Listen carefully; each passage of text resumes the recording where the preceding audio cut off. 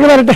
ഞാൻ പറഞ്ഞല്ലോ, അടുത്ത തെരഞ്ഞെടുപ്പിന് മുമ്പ് കേരള രാഷ്ട്രീയത്തിൽ വിസ്മയമുണ്ടാകുന്ന തരത്തിൽ UDFന്റെ അടിത്തറ വിപുലീകരിക്കും. അതെങ്ങനെയാണെന്നുള്ളതിന്റെ വിശദീകരണമൊന്നും ദയവ് ഇതിപ്പോൾ ചോദിക്കരുത്. എല്ലാ ദിവസവും ഒരേ ചോദ്യം ചോദിച്ചു കഴിഞ്ഞാൽ എന്താ കാര്യം? എല്ലാ ദിവസവും പറയേണ്ട കാര്യമില്ലല്ലോ. രാവിലെ എഴുന്നേറ്റ് വന്നിട്ട് എല്ലാ ദിവസവും ഒരേ ചോദ്യം ചോദിച്ചാൽ അതിന്റെ ഉത്തരവില്ല. ഒരു പ്രാവശ്യം പറഞ്ഞാൽ അതാണ് ഉത്തരം. അങ്ങനെയല്ലല്ലോ. അത് പറഞ്ഞല്ലോ, പിന്നെ എല്ലാ ദിവസവും അത് ചോദിക്കണം എന്തിന്? അതൊക്കെ പറഞ്ഞല്ലോ, ഇന്നലെ പറഞ്ഞു കഴിഞ്ഞല്ലോ. ഇനി എല്ലാ ദിവസവും അത് പറഞ്ഞു പിന്നെ അതുണ്ടാക്കണം.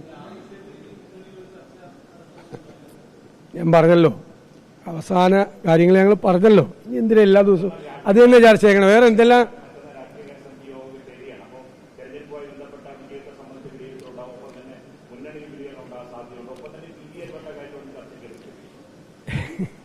ഞങ്ങളിപ്പോൾ അങ്ങനെ ഒരു അജണ്ട പുറത്തു വരേണ്ട ആവശ്യമില്ലല്ലോ.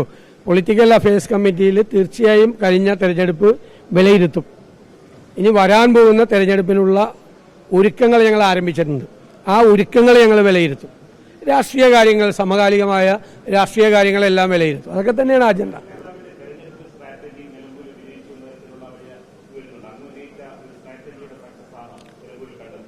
ടീം UDFന്റെ വിജയമാണ് നിലമ്പൂരിൽ കണ്ടത്. അത് ഒരു വ്യക്തി കേന്ദ്രീകൃതമല്ല, വ്യക്തി കേന്ദ്രീകൃതമല്ല. ടീം UDF ആണ്. അതായത് വിവിധ പാർട്ടികളുടെ കോൺഫെഡറേഷനാണ് UDF, പ്ലാറ്റ്ഫോമാണ്. പക്ഷേ ആ വിവിധ പാർട്ടികളുടെ പ്ലാറ്റ്ഫോം ഒരു പാർട്ടിയെ പോലെ പ്രവർത്തിച്ചു എന്നതാണ് ഏറ്റവും പ്രധാനപ്പെട്ട പ്രത്യേകത. മുതിർന്ന നേതാക്കളുടെ ഗൈഡ് ലൈനും അവരുടെ അനുഗ്രഹങ്ങളും എല്ലാം ഉണ്ടായിരുന്നു. ചെറുപ്പക്കാരുടെ, എൻ്റെ അടുത്ത് നിൽക്കുന്ന സി ചാണ്ടി ഉമ്മൻ 3000 വീട് കയറിയ ആളാണ്. കേരളത്തിലെ ഒരു യുവനിര, രണ്ടാം നിര കോൺഗ്രസിലും UDFലും ഉണ്ട്. ഒരു രണ്ടാം നിര, അത് ജനങ്ങൾക്കിഷ്ടമുള്ള, ജനങ്ങൾ സ്നേഹിക്കുന്ന, കഠിനാധ്വാനം ചെയ്യുന്ന UDFനെ വിജയത്തിലേക്ക് എത്തിക്കാൻ വേണ്ടിയിട്ടുള്ള മുന്നണി പോരാളികളാണ്. അവരും കൂടിയാണ് ഈ വിജയത്തിന്റെ ശില്പികൾ.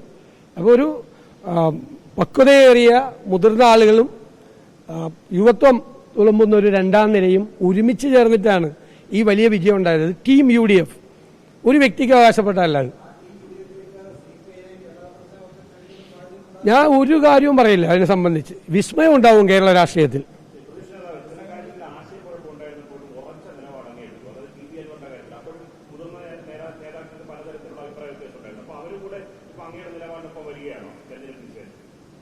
ഞാൻ എന്ന വ്യക്തി ഒരു തീരുമാനം എടുത്തിട്ടില്ല.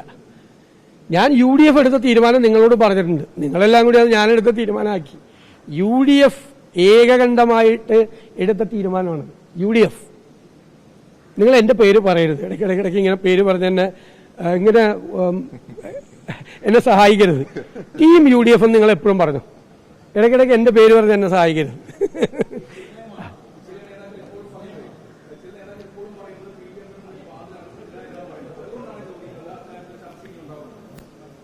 ഞങ്ങളത് പറഞ്ഞു കഴിഞ്ഞല്ലോ. ഇനി അതൊരു വിവാദമാക്കണ്ട. ചില കാര്യങ്ങൾ നമുക്ക് എല്ലാ ദിവസവും പറയേണ്ട കാര്യങ്ങൾ.